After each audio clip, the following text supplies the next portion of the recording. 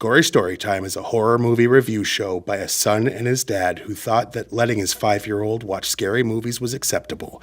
If you are offended by horror or talk about blood and gore by a child, or if you don't want horror movies from the 60s through today spoiled, then there is a remote stuck in your couch cushion next to potato chip crumbs. Use it. And of course, parental discretion is advised. Why? You didn't use any. Shut up and start the show.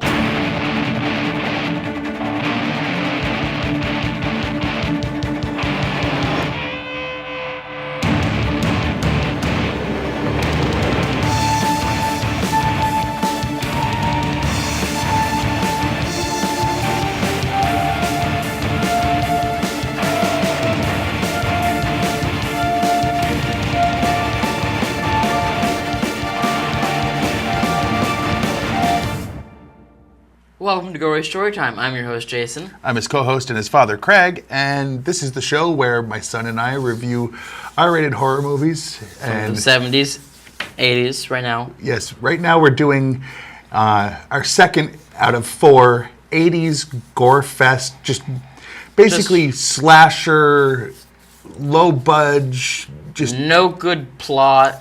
Well, not necessarily that there's not a good plot, It's just low finding budget. a reason to kill a bunch of people. Yeah, which was a fun thing that happened in the 80s more than the 70s or 90s, you know? In the 90s, they started in with Scream, and everything had to have a legit reason that you could, it's like these guys didn't care if there was holes in the script. They were like, you could drive a truck through that hole, but I don't care. Right. Anyway, so this is our second one. Last week, we took a hiatus from that to do our April Fool's episode, but this week we're doing the 1988 classic film, Maniac Cop. Starring Bruce Campbell from Ash.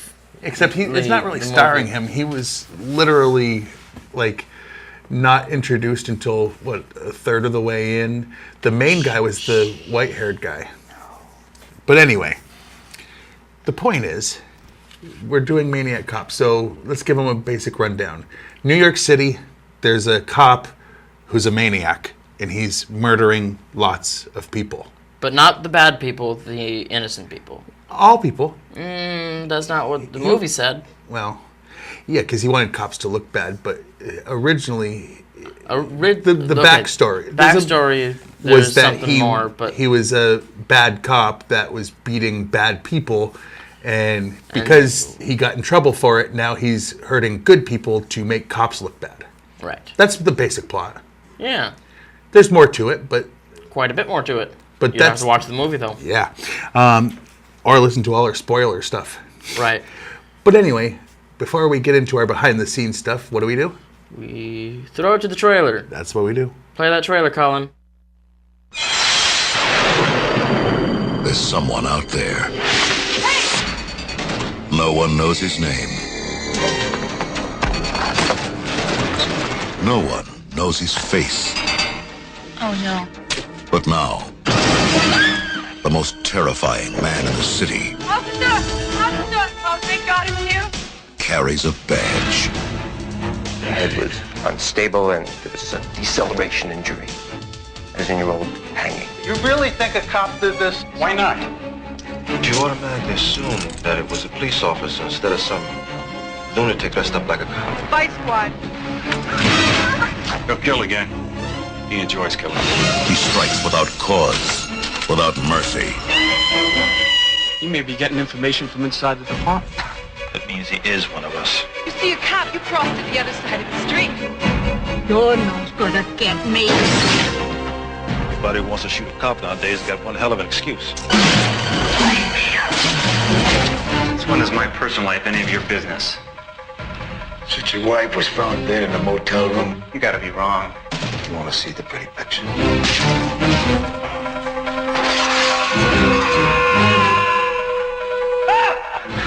Keep your hands where I can see them. Hold on, I didn't do any of this. When a cop turns killer, you have the right to remain silent forever.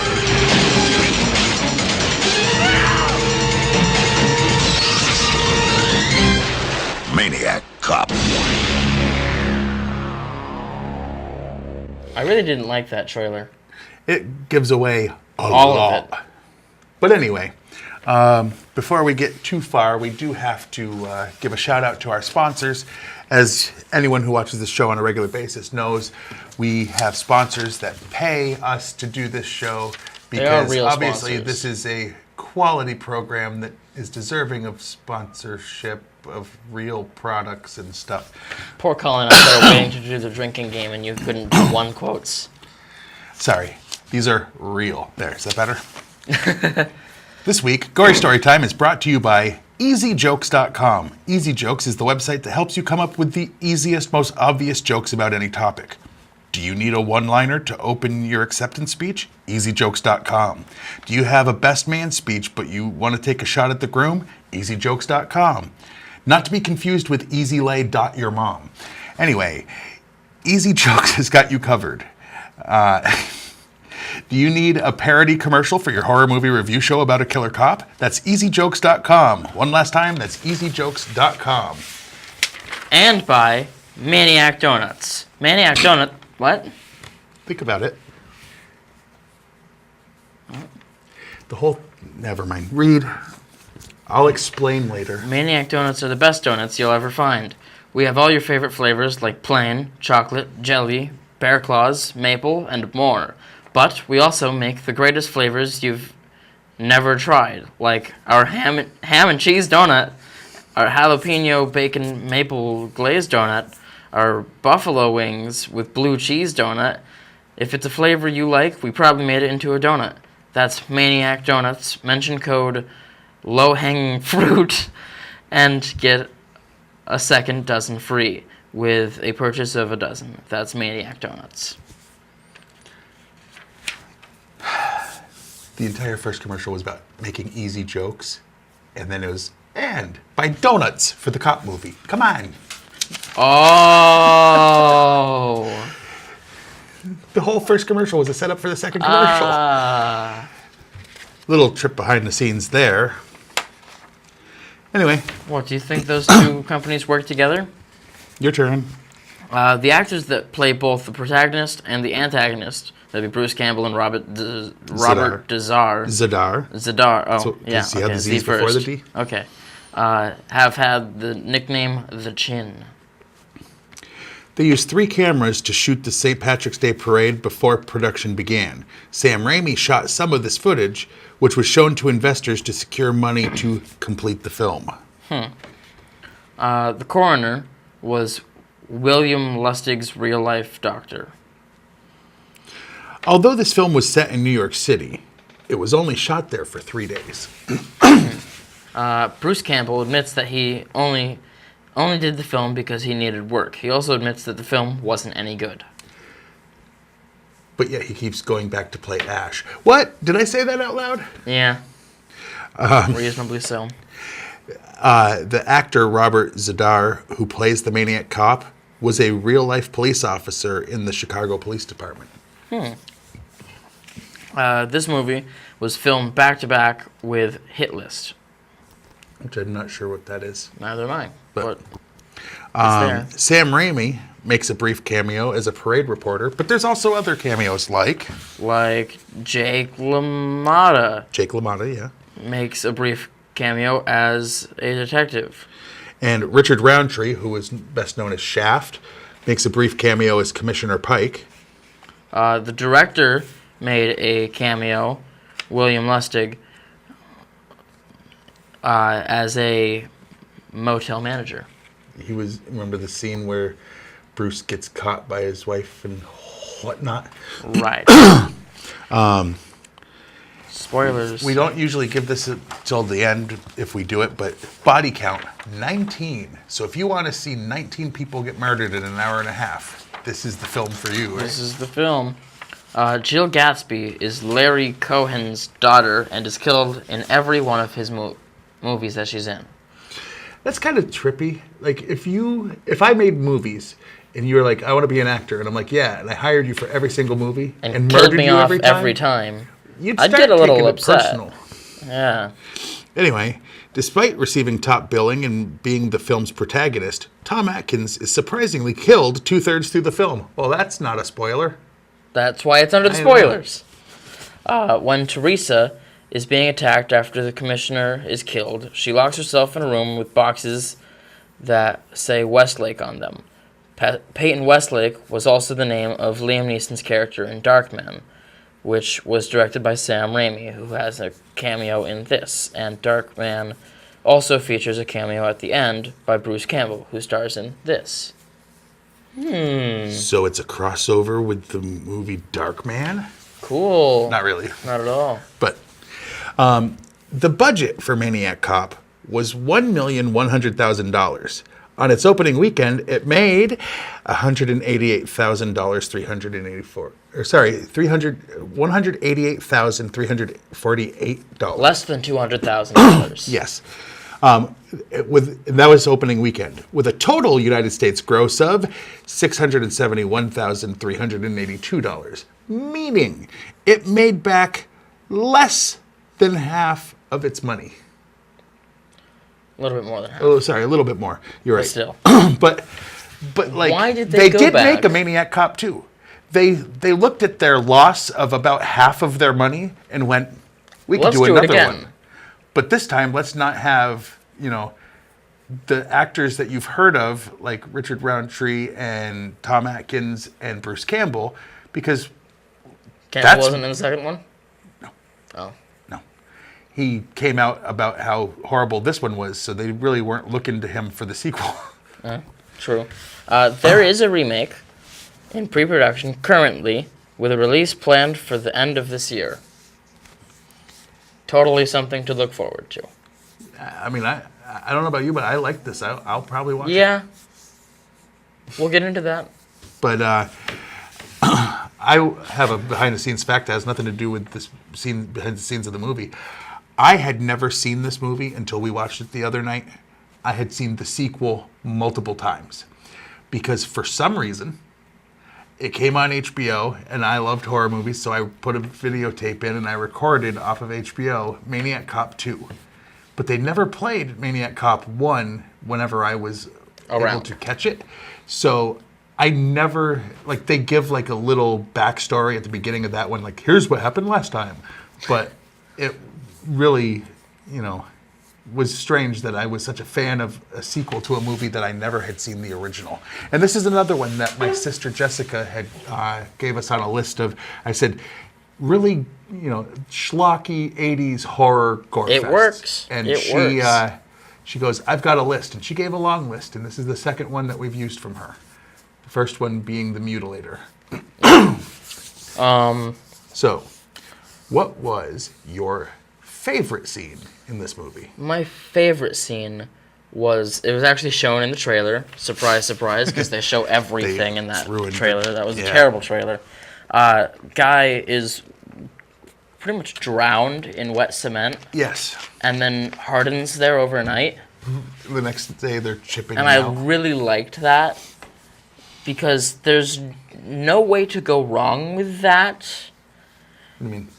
It wasn't like it could have looked not realistic because it was just probably gray water that they used to make him lay there until the morning when it was probably just prosthetics. There was no making that bad. You couldn't make bad CGI to ruin it or something. Right. Yeah. In 88. They did have other bad special effects in this movie. Of course. Of course. But, yeah, I was going to say my favorite scene, boy. Was it also in the trailer? Just go watch the trailer. You might find it. Well, that was one of my choices, actually. But since you said that one, I'll bring up a different one. I'm trying to think of which one now. I guess when the wife was getting phone calls saying, you're, basically being told, Bruce Campbell's wife in the movie was being told, your husband's the killer, and she actually started to believe it. And they were having a hard time in their relationship, and she was starting to believe, well, maybe he is the killer. And the scene where she follows him and thinks that she's going to catch him committing a murder. And he's committing adultery. Exactly. Right. I thought that was, because they definitely tried to set it up where it's oh, she's going to find out that he's the killer. But anyone that looked at his body type and remembered the body type of the killer that guy could have seen it coming big. a mile away that it wasn't him. Right. But they still tried to set it up that way. And I like that she walked in and it's like, oh, this is a very different problem with my marriage. He's not a murderer. He's just a cheater. Right. But my least favorite scene. Spoiler alert.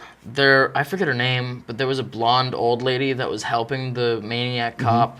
And then when she started hitting the guy who had found out, it was so bad. Like, there were some of the scenes that were okay with the bad special effects, but it didn't even look like she was hitting him.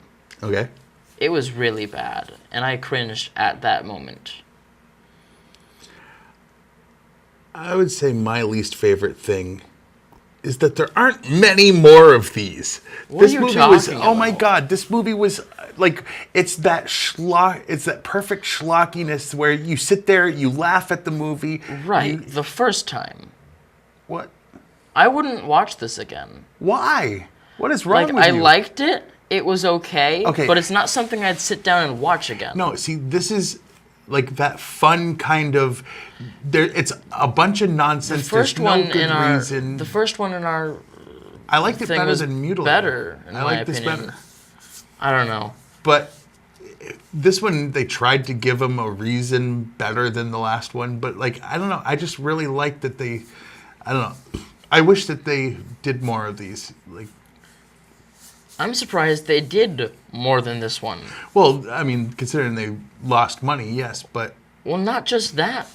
Because, like, I'm good with the one. No, two's better. So on a scale of 1 to 10, what would you rate this movie? I mean, it's not a good movie, but it's fun. It's really fun. And I like once in a while, and that's the whole point of this series of, like, 4 or so that we're doing, is sitting down and just... Having fun. Blood splattering everywhere. Plots be damned. Let's see what's going, let's see how many different ways we can find to murder people. And this is one of those. And based on that, I still only give it a 6, but I loved it. I'm actually going to go with a 6 too. But it's fun. If I had to rate it on a scale of 1 to 10 just on fun, I'd give it like a 9. But you have to also figure in it's a film, and that's why it's a 6. Right. I'm just going to give it a 6 because, like I said before, it's not something I'd sit down and watch again. Shameful. Because it was fun, but, like, after the first time, it's not going to be anymore. No, it's the kind that you sit there and you talk and you make jokes. Like, I was making jokes, like when they were... Your favorite scene when they were chiseling the guy out. And I'm like, they're sitting there going, we just got that thing done yesterday. I'm not redoing this concrete. Like, I don't know who did this, but someone else is going to have to do this because I'm not redoing this. I busted my ass, blah, blah, blah. Right. And I had you laughing. Like, and that was better than the movie. No, but that's the fun of these kind of movies, is you do talk that's and like you saying, do mock. That's like saying Oreos are the best cookie because... No. It's great with milk. Part of these kind of movies is enjoying yelling at the screen and being there with multiple people and being able to mock some of the stupidity together. It's part of the experience. Yes, it is, but Okay, I'm not going to rate the movie on you have to be making fun of it for it to be fun. That's why I still gave it a 6. But the fun itself, I gave a 9, see? Right, but that's different. But I'm saying, so I gave it a 6 based on the film itself. Right. So Yeah, I guess we're agreeing on a 6 for totally different reasons. Well, yeah, he's wrong. If you enjoy the kind of movie where you just go in and everything is just like... I'd look it up if I were you. It's not on YouTube. We can't say that. Well, here's the thing. Low scores happen mostly from the critics on horror movies. But let's see how Rotten Tomatoes has this. The critics... The people... have it at 38%. But where did the They're pretty critics great. I like that answer because the critics were dumb enough to put it as high as a 50. Which seems low for, it's considered rotten, but here's the thing. It's I mean, that means half of the professional critics watched this and said, because they did what I did, and they looked at it and said, well, here's what it's supposed to be, and nailed it. That's what it is. It is what it is. I guess some of these are just going to be hit or miss, right? Yeah, well. Okay. So now we wrap up. Yeah. So we have an email. Yes. That's gorystorytime@yahoo.com. Yep. Shoot us ideas of movies. Complain that we're always arguing about his bad taste in movies. My bad taste. Complain that I've been doing this for so long, and I was so young when I started watching horror movies. Complain that we say something that offends you, like he keeps saying the word ass on my show. I've said worse things than that.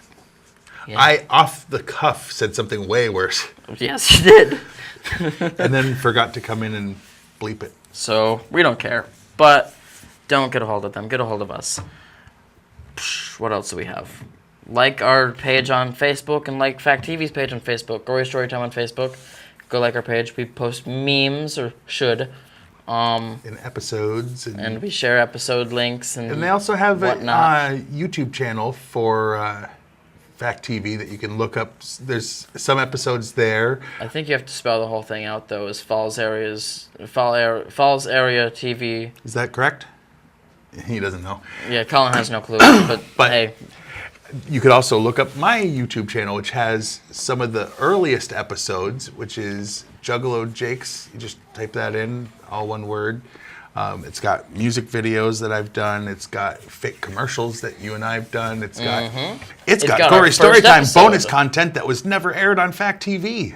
That was made with my phone, really high quality. Wait, did we not? No. Episode 100. And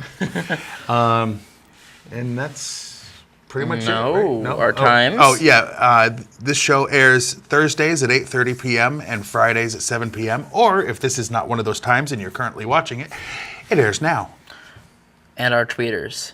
I'm at Jason T. Jakes, capital J, capital T, capital J. And I'm at Craig Jakes, all one word, all lowercase. And we don't talk about this show at all, but we do like to say offensive things. And retweet offensive things and hurt your feelings. Like one of my most one tweet that I did recently was I said, found some of my ex's hair in my shower. Well, I'm off to clone my ex minus the horror gene. The show must go on. I'm your host, Jason. I'm his co-host and his father, Craig. And until next week, sweet dreams. Sweet dreams. Okay.